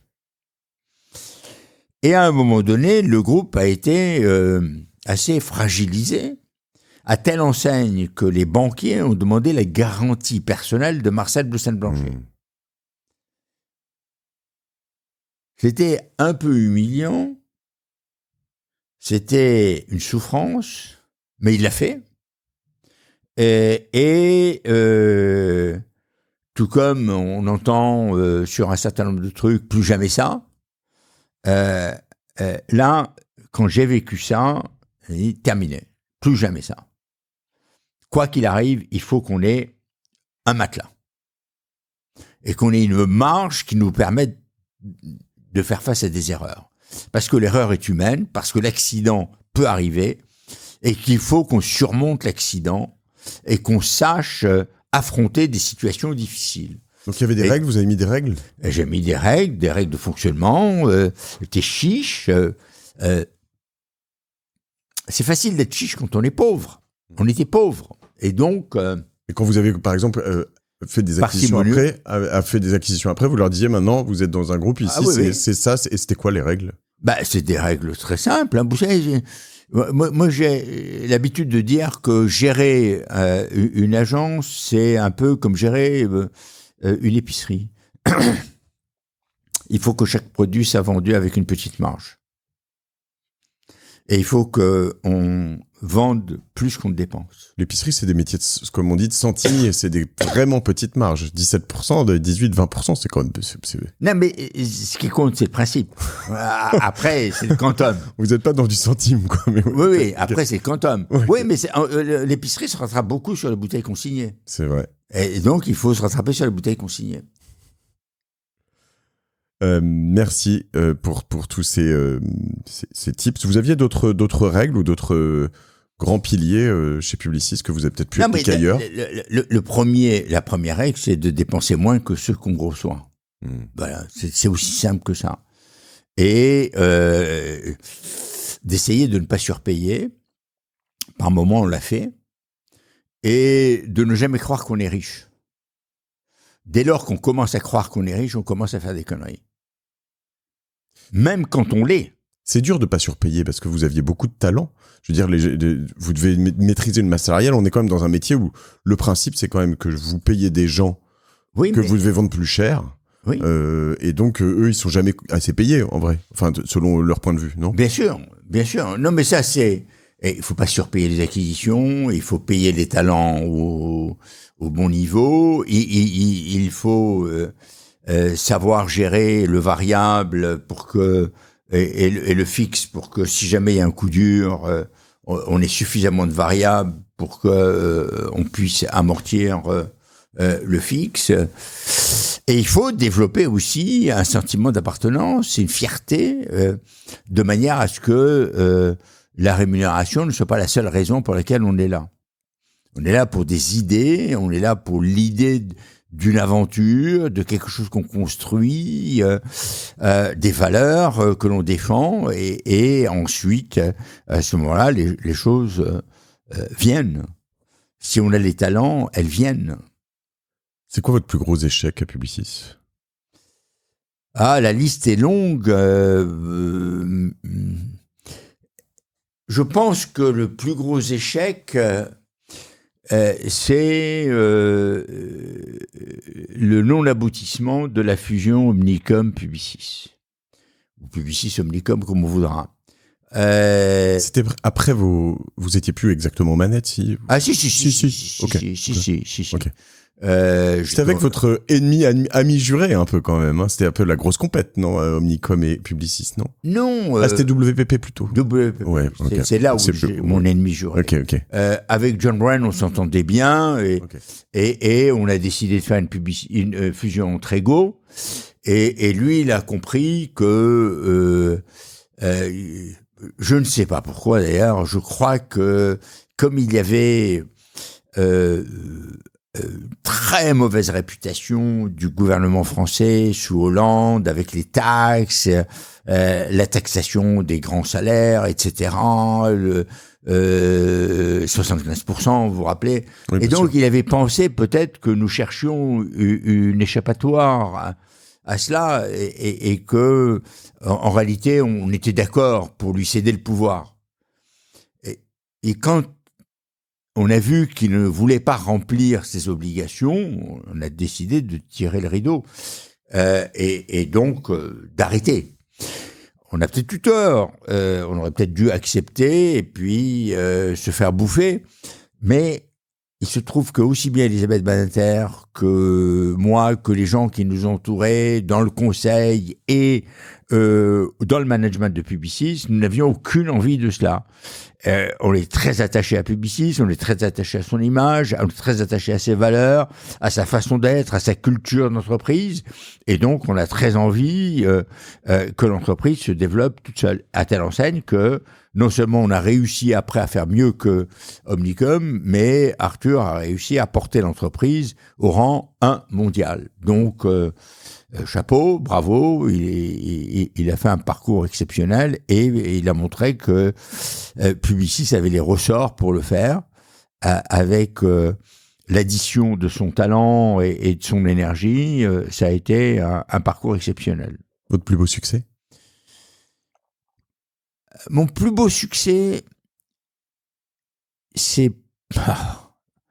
J'ai eu la chance d'avoir énormément de succès, beaucoup, une collection.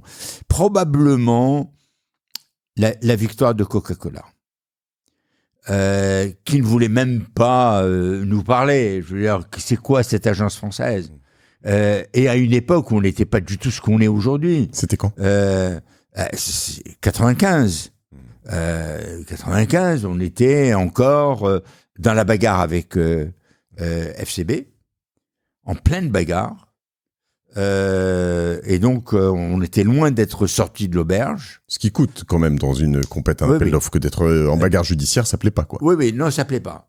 Non, ça plaît pas, mais on a réussi à passer entre les gouttes, et puis on a prouvé le talent des équipes. Et on a fait des choses qui ont beaucoup plu. Et puis, il y avait aussi ce que les Américains appellent la chutzpah, c'est-à-dire le culot.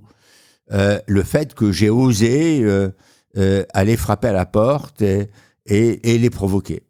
Et ça a marché. Et puis après, quand on a vu ça, on s'est dit, il faut attaquer autre chose. Et on a attaqué d'autres choses. Et on a gagné. The Art of the Deal, on me dit dans l'oreillette que quelqu'un qui bosse chez Vivatech me dit que quand ça patine un peu, qu'ils n'arrivent pas à avancer avec un client, si c'est un gros client et un gros deal, on appelle Maurice Lévy et il va faire le rendez-vous, il va faire le déjeuner et ça se passe toujours bien. Ça vient d'où? Quels sont les secrets, quelles sont les recettes de Maurice et d'où ça vient? Parce que je rappelle quand même que vous êtes informaticien à la base quand même. C'est pas c'est pas la formation, mais c'est naturel, c'est inné, c'est quelque chose que vous avez travaillé, c'est une volonté. C'est une alchimie. C'est une alchimie qui est ce que vous êtes, ce que je suis, ce que sont les gens. Et dans cette alchimie, vous avez l'inné, l'acquis. Vous avez l'informatique, cerveau gauche, la pub, cerveau droit, et puis la personnalité, vous êtes qui vous êtes, et à ce moment-là, vous trouvez à faire en sorte que ça fonctionne. Mais il y a toujours, si ça marche, c'est que en réalité, il n'y a jamais d'esbrouf. Même quand je l'emporte au panache, il n'y a jamais d'esbrouf et il n'y a jamais de mensonge dans la proposition. Vivatech est né d'un vieux rêve, puisque dès le début des années 2000, je me disais qu'il fallait que nous ayons un événement pour célébrer la technologie à Paris. Et j'avais susurré l'idée et soufflé l'idée à beaucoup de gens. S'en foutaient, disaient non, ça m'intéresse pas, etc. Et puis, il y a eu le EG8, c'est-à-dire la réunion qui a précédé le G8 à Deauville, et où Nicolas Sarkozy voulait aborder le sujet de la réglementation de l'univers de la tech et d'Internet, et il m'avait chargé d'organiser le EG8. Et on avait fait un truc absolument formidable en très peu de temps, et on a eu toutes les personnalités de l'époque, mais tous, sans exception, sont venus. Et on a eu des débats, des discussions, et ensuite l'IA cette année, quoi. Oui. Mieux. Non, différent. Et on est allé présenter nos conclusions ensuite au G8. D'accord. En présence de Nicolas Sarkozy, Barack Obama, Angela Merkel, etc. C'était un moment béni, je veux dire, la possibilité de parler à ces chefs d'État, de leur raconter un peu ce qu'on pensait, etc. Et quand ils ont vu ça, et quand tout le monde a vu ça, on a dit, on peut faire un événement à Paris. Et puis, personne ne s'en est saisi. Puis il y a eu le 90e anniversaire de Publicis, et quand j'ai voulu faire la célébration du 90e, je ne voulais rien d'habituel. Et on m'a soufflé l'idée de 90 ans, 90 startups, finançons 90 startups. On fait un concours, on a 6000 startups qui participent. On fait les 90 startups, le financement et on réfléchit à la manière de les réunir. On se dit, on va réunir tout le monde finalement, on va faire un événement autour et on va inviter les 6000 startups et on va faire un truc d'enfer. Et à ce moment-là, je sais que les Échos font quelque chose. On discute avec le président des Échos à l'époque. C'était avant Pierre Louette. Oui, c'était Francis Morel. Francis Morel. Et Francis en parle à Bernard Arnault et Bernard Arnault donne son feu vert. Et on a un événement sur lequel on ne sait absolument pas ce qu'on va faire. On improvise absolument tout. On a un laps de temps dément. Et on a 45 000 visiteurs. Ouais, c'était incroyable. Et la première année. Et on est à 165 000 visiteurs. Et avec des noms impressionnants. Et cette année, on va avoir Nvidia qui va faire son GTC à Vivatech. Et on va faire un truc d'enfer. Et c'est absolument formidable. Alors, il faut dire aussi qu'on a un président qui nous a beaucoup soutenus. Et le président a tout de suite vu, Emmanuel Macron, que avec Vivatech, il pouvait avoir un instrument qui allait être une espèce de catalyseur des énergies et qui allait permettre à ce moment-là d'accélérer la prise de conscience de la French Tech, attirer tout le monde, mettre le phare sur Paris et faire en sorte que Paris devienne le lieu d'excellence pour la tech. Je tire un peu sur votre temps, Maurice. Alors, on va. Oui, mais on le voit bien. On le voit bien. J'ai été en train de vous montrer ma montre. Non, mais donc on va aller sur la suite, juste sur ce que vous faites aujourd'hui, rapidement, parce que comprendre. Vivatech, c'est une joint venture entre les Échos et vous. Vous aujourd'hui, vous êtes toujours au board. Oui, mais je suis très impliqué. Très impliqué. Absolument. Sur Vivatech, mais hyper impliqué. Donc vous n'êtes pas à la retraite, on est d'accord, Maurice. Marcel Boussaint-Blanchet avait l'habitude de dire la retraite, c'est le début de la déroute. Et quand les militaires partent en retraite, le plus souvent, c'est la déroute. Mais vous arrivez quand même à laisser, par exemple, une des questions que je vais pas poser, mais rapidement, laisser publier, ça a quand même dû être un crève-cœur pour vous, ça doit être affreux. Non, parce que non. Moi, je voulais quitter Publicis le jour où on nommait mon successeur. Okay. Pour lui donner le champ libre. Et je n'avais pas peur du successeur, j'avais peur de moi. Et j'avais peur d'être un frein à ces changements et d'être un frein à ce qu'il voudrait faire. Et donc, je me méfiais de moi et non pas de lui. Et puis, que ce soit le board, donc Elisabeth Badinter, ou l'ensemble du conseil, ou que ce soit Arthur, ils ont considéré qu'il fallait que je reste. Je suis resté peut-être un peu trop longtemps, mais j'ai décidé qu'il fallait absolument que je m'en aille. Et j'ai proposé un changement de statut l'année dernière, de manière à ce que Arthur ait les pleins pouvoirs. Et moi, il fait tout, moi je fais un peu le reste. J'aide un peu sur des choses sur lesquelles il peut avoir le sentiment qu'il peut encore avoir besoin de moi. Mais moi, je suis persuadé qu'il n'a absolument plus besoin de moi et qu'il fait un boulot d'enfer, formidable. Et je suis très fier du choix qui a été fait. Alors, vous avez repris en parallèle, alors vous avez lancé YouArt en parallèle. Oui, alors j'ai lancé YouArt. D'abord, j'ai créé Icor pour des affaires familiales au travers du Family Office. Vous travaillez avec vos enfants, c'est ça? C'est ça, et donc je travaille avec mes 3 fils. Et puis, il y a un fils qui a créé Weborama et qui a fait une plateforme absolument extraordinaire et dont je suis très fier de mes 3 fils. Donc, et je suis très fier de ce qu'il a accompli. Un deuxième fils qui, lui, s'est plongé dans l'intelligence artificielle très tôt et qui est dedans depuis plus de 12 ans, 15 ans presque. Et puis le troisième qui, lui, est dans la finance. Chacun a son rôle. Et avec le troisième, nous avons lancé avec d'autres partenaires et d'autres membres de l'équipe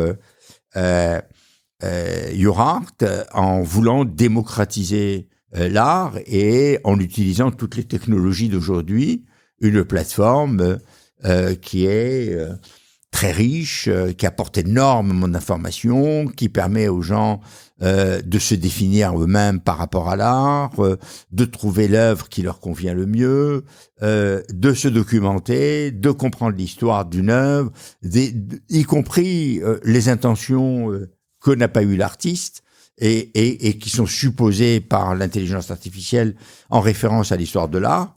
Et puis, maintenant, on va encore un peu plus loin avec la possibilité de participer à la création. Urart a été un succès à l'échelle nationale et on a décidé d'aller plus loin en rachetant Art Majeur avec des gens formidables et on a intégré, ça devient Art Majeur by Urart. Et dans cette intégration, l'équipe fondatrice d'Art Majeur a son rôle entier et c'est co-dirigé par Laurence Bonicelsi-Brédier et Stéphane Lévy. Et Stéphane, lui, c'est le produit et la tech. Laurence, c'est tout le reste, c'est-à-dire le management, la relation avec les artistes, la relation avec faire tourner la boutique, les galeries, etc. Donc un boulot énorme. Une femme extra que je connais d'une autre vie, oui. Ouais, et elle est formidable, effectivement. Et donc, elle a la mission aussi d'intégrer. Et nous allons avoir bientôt le merge, c'est-à-dire la fusion annoncée des deux plateformes. Sur les deux plateformes, on peut acheter, je le précise, des œuvres d'art de quelques dizaines, quelques centaines d'euros à quelques dizaines de milliers, quelques centaines de milliers d'euros. Dizaines de milliers, un peu plus de 100 000. Ouais. Et on a des acheteurs. Alors, il y a plus de 130 000 artistes, plus de 3 millions d'œuvres, d'où la nécessité d'avoir l'intelligence artificielle pour découvrir les talents, pour se mouvoir dans cet espace, pour découvrir les gens inspirants. Et puis, il y a des ventes régulières qui se déroulent, mais tous les jours. Avec des clients et clients, des collectionneurs qui sont réguliers. Certains ont acheté déjà plus de 100 œuvres, d'autres des dizaines d'œuvres. Ils sont au Texas, ils sont dans le reste des États-Unis, ils sont en Allemagne, en Angleterre, en Italie, en Asie. Et on a une variété d'artistes et une variété d'œuvres absolument impressionnantes.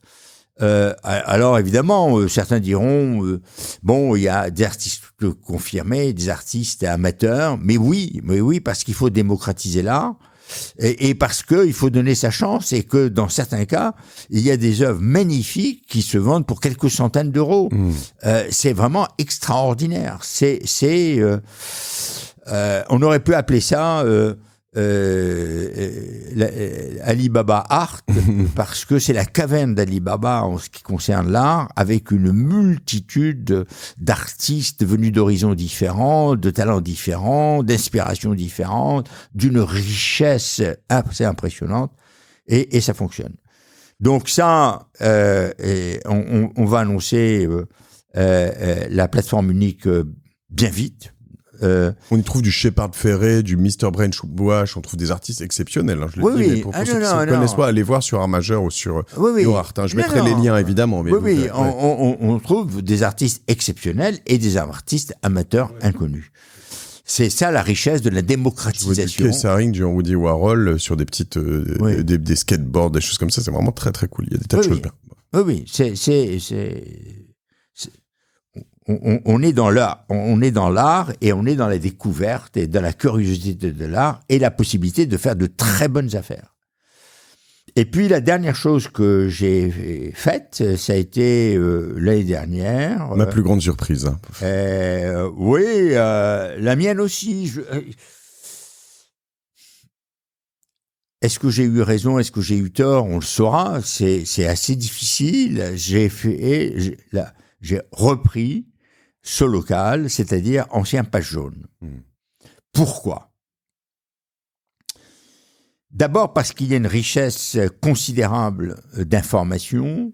Ensuite parce qu'il y a un potentiel énorme et que j'ai la prétention, l'arrogance, l'immodestie, l'orgueil de penser que on peut redresser cette boîte. Et non seulement je le pense, mais je commets peut-être aussi l'erreur de penser qu'on peut la redresser avec les gens qui sont en place. Quelles sont les métriques? Ça fait quel chiffre d'affaires? Ça perd combien? Bon, c'est un peu plus de 300 millions de chiffre d'affaires. C'est 2600 personnes à peu près. L'année dernière, c'est une quinzaine de millions de pertes nettes. C'est un EBITDA qui a fondu. Et c'est un déclin depuis 15 ans. C'est une affaire qui partait de 1,1 milliard et un EBITDA de 450 millions. Wow. Aujourd'hui, ça fait moins de chiffre d'affaires que sa marge il y a 15 ans, quoi. Exactement.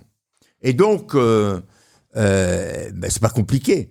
Le chiffre d'affaires de cette année est inférieur au chiffre d'affaires numérique qu'il faisait il y a 15 ans. Alors, il y a beaucoup d'erreurs faites, beaucoup d'erreurs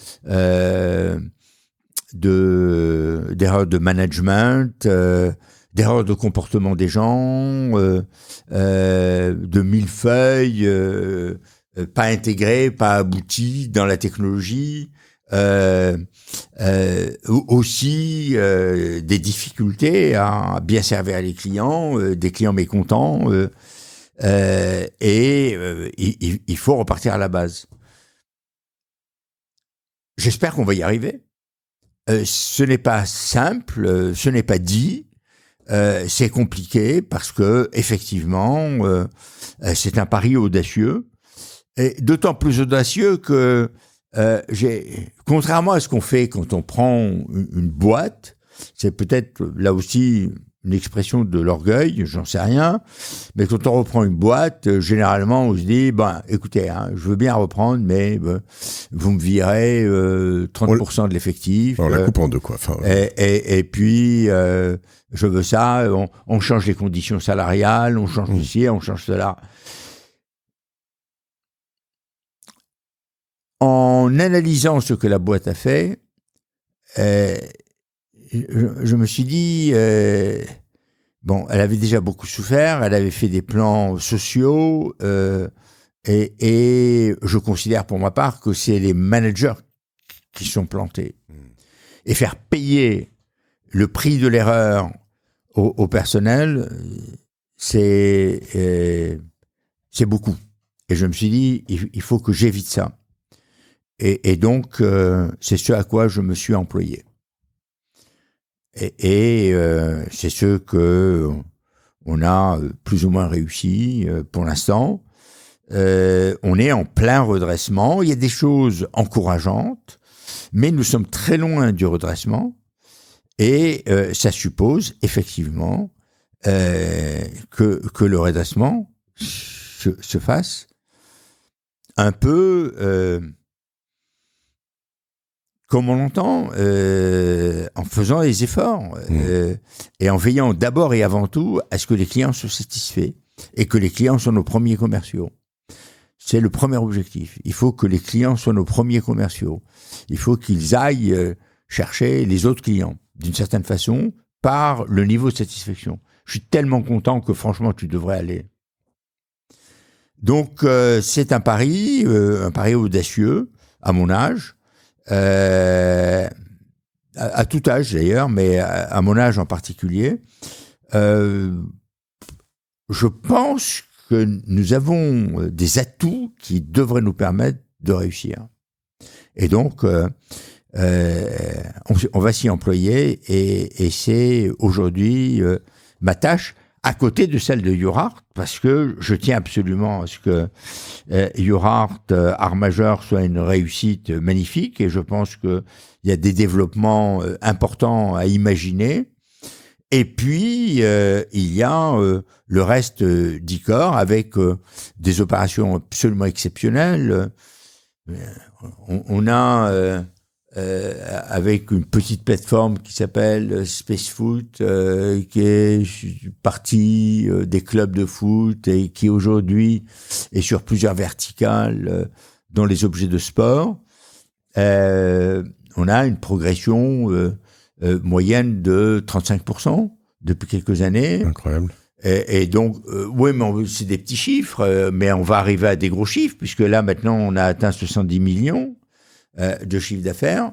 Dans le e-commerce, c'est pas facile. Non. Dans celui du sport, c'est pas facile. Mais on a notre place et ça se passe très bien. Et puis, il y a d'autres activités sur lesquelles on a des innovations assez spectaculaires.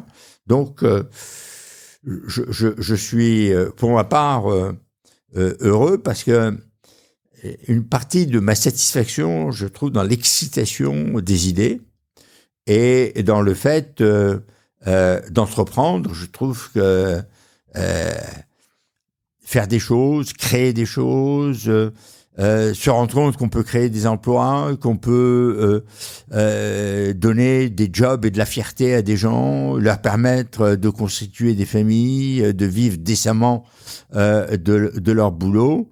Je trouve que c'est une chose merveilleuse et je suis très heureux de le faire. Alors, on va voir si je vais arriver à faire en sorte que cet ensemble-là aboutisse vraiment à des résultats intéressants. Voilà, je vous ai beaucoup parlé. Non, mais j'ai 2 questions qui sont très courtes, Maurice. Allez-y. J'aurais 1 million de questions sur ces projets-là. En effet, comprendre comment fonctionne ce local, quelles sont les ambitions. On le fera peut-être une autre fois.